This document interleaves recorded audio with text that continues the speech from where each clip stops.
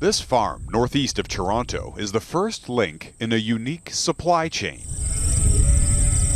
The wool is raised, milled, dyed, and woven, all within 100 miles of Toronto. They call it the 100-mile jacket. Textiles are one of the biggest polluters in the world, so garments that are made of sustainable fibers, of natural fibers that break down naturally in the environment are so important to us now.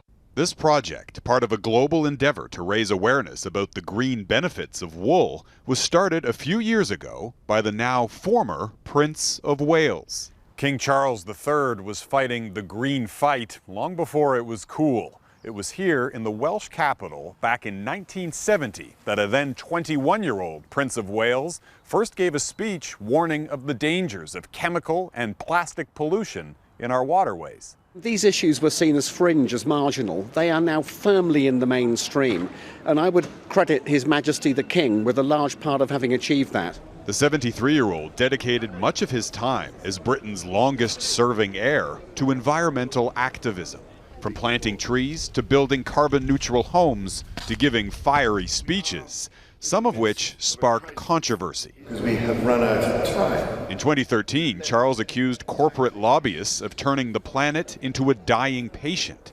Then came the so-called Black Spider memos, named after his sprawling handwriting. The prince's private letters to government ministers, demanding action on issues such as badger calling and fish protection. He's got involved in all sorts of quasi-political areas, and expressed his views, and he's launched charities to further his views, and that has made him pretty unpopular. As king, Charles is now constitutionally required to remain strictly neutral on political matters.